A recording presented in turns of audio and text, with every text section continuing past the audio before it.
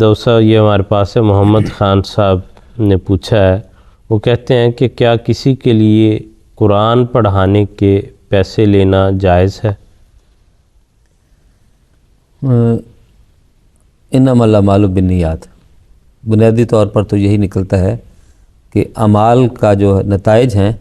وہ نیتوں کے مطابق ہی نکلتے ہیں۔ جہاں تک اس بات کا تعلق ہے کہ قرآن کریم پڑھاتے ہوئے پیسے لینا، تو جیسا کہ حضرت مسیح موعود علیہ السلام نے ایک موقع پہ فرمایا کہ حضور سے سوال کیا گیا کہ ایک امام ہے ہمارے پاس، وہ اگر ہم اس کو پیسے نہیں دیں گے تو وہ چلا جائے گا، تو کیا ہم اس کو پیسے دیں؟ تو حضور نے فرمایا کہ جو شخص محض لالچ کے بنا پہ نماز پڑھاتا ہے اس کے پیچھے تو نماز ہوتی ہی نہیں۔ تو جہاں تک لالچ کا تعلق ہے اور یہ صرف یہ ہے کہ طمع کی خاطر انسان یہ کام کرے، تو اس کے نتیجے میں تو اس کا فائدہ نہیں ہے۔ قرآن کریم پڑھانا یہ بہت سعادت کا کام ہے۔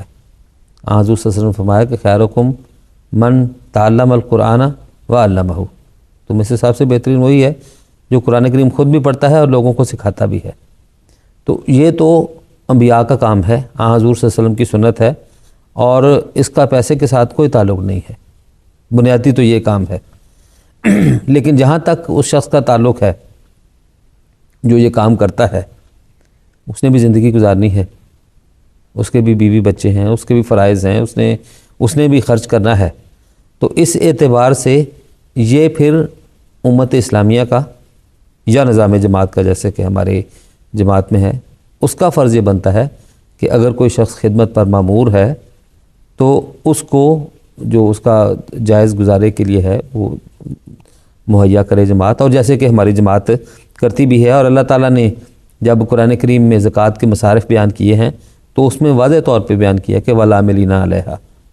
جو اسلامی کاموں میں جو خدمتیں سر انجام دینے والے لوگ ہیں ان کا بھی زکوٰۃ کے اوپر حق ہے، اور ان کو ان پیسوں میں سے حصہ دیا جا سکتا ہے۔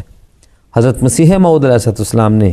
واضح طور پہ اس بارے میں یہ فرمایا ہے کہ لالچ کی خاطر کوئی شخص اس کو مشغلہ نہ بنائی، لیکن لوگوں کا یہ فرض بنتا ہے کہ وہ پھر اس بندے کی عزت و توقیر کا خیال رکھیں اور اس کی کوئی خدمت کرتے رہیں۔ لیکن اب چونکہ جو نظام جماعت ہے ہمارا، اللہ تعالیٰ کے فضل سے وہ ایک باپ کی طرح سب کا خیال رکھتا ہے، اور ہماری جماعت میں یہ بڑا زبردست انتظام موجود ہے، جتنے بھی لوگ ہیں جو خدمت پر مامور ہیں ان کا جو گزارا الاؤنس ہے وہ دیا جاتا ہے، اور تو یہ اسی کیفیت میں آتا ہے کہ ایسے لوگوں کو ان کے جو ستر پوشی ہے، ان کے جو سفید پوشی ہے، اس کا بھرم جو ہے وہ بھی قائم رکھا جاتا ہے،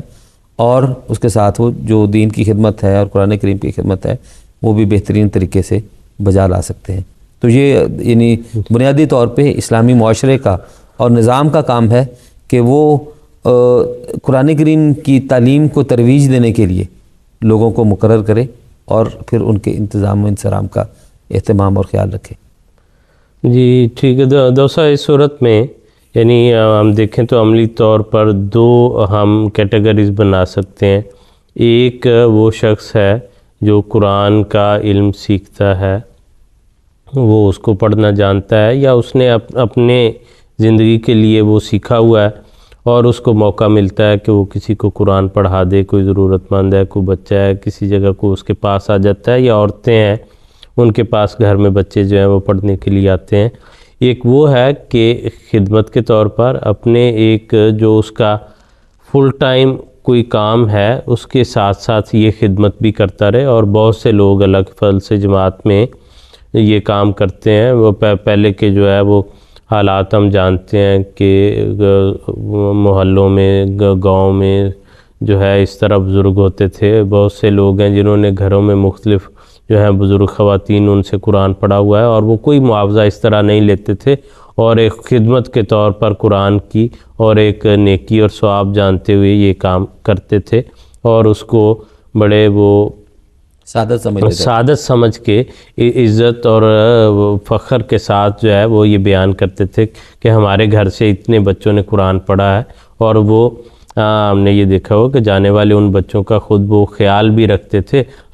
کوئی چیز لینا تو دور کی بات، خود ان بچوں کو اپنے پاس سے بہت سی چیزیں دیا کرتے تھے، کھانے پینے کا اہتمام کرنا، ان کو وہاں جو ہے ان کے بیٹھنے کا انتظام کرنا، تو یہ نیکی کے طور پر بلا شبہ جو ہے وہ جاری رہا ہے اور جاری ہے، بہت سے لوگ جو ہے کرتے ہیں اور کرنا چاہیے۔ دوسرا ایک رنگ ہمیں جو ہے وہ نظر آتا ہے، وہ ہے کہ ایسے لوگ ہیں جن کی فل ٹائم یہ ڈیوٹی ہے، اس کے علاوہ ان کا کوئی اور کام نہیں ہے، اور بہرحال ایک انسان جو ہے اس کی اپنی ضروریات ہیں، اس نے کھانا پینا ہے، لباس پہننا ہے، رہنے کا انتظام ہے، اس کے بیوی بچے ہیں، ان کا انتظام کرنا ہے، وہ اس کی ذمہ داری ہے۔ ایسے شخص کے لیے جو فل ٹائم جس کی یہ جاب ہے کہ وہ قرآن پڑھتا ہے، حدیث پڑھتا ہے، پڑھاتا ہے، اس کا کوئی ایسے ادارے میں ڈیوٹی لگی ہوئی ہے، تو وہ اس کی رنگ جو ہے وہ بدل جاتا ہے۔ اس کے لیے بہرحال جیسے آپ نے ذکر فرمایا کہ ایک انتظام کے تحت اس کے لیے مشاہرہ جو ہے، یہ گزارے کی صورت جو وہ مقرر ہوتی ہے، اور وہ اگر اس طرح سے لیتا ہے پیسے تو وہ کوئی ایسی گناہ کی بات نہیں ہے، وہ ایک انتظام کے ذریعے عملی صورت جیسے ہمیں نظر آتی ہے۔ مثلا جماعت کے مختلف جگہ پر مثلا مدرسۃ الحفظ جو ہیں وہ کھلے ہیں، وہاں قرآن پڑھنے کا، پڑھانے کا، سیکھنے کا، حفظ کرنے کا کام ہے دن رات، تو یہ بھی نہیں کہہ سکتے جی وہ قرآن پڑھایا اور پیسے لیے ہیں تو بڑی گناہ کی بات ہے۔ دونوں جو ہیں وہ صورتیں الگ الگ ہیں۔ ایک یہ ہے کہ کوئی کسی کو چند جو ہے وہ لائنیں پڑھانا چاہتا ہے